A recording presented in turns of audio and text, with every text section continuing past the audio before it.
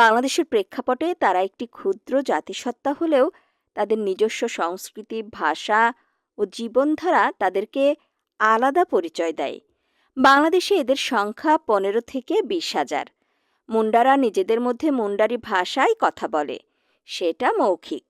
তাদের মধ্যে কেউ এই ভাষাকে খরটাই, কেউ আবার নাগরি ভাষা বলে। ভাষাবিজ্ঞানীরা তাদের সে ভাষাকে কোলারিয়ান দলভুক্ত এবং অস্ট্রিক ভাষার অন্তর্ভুক্ত বলে মনে করে।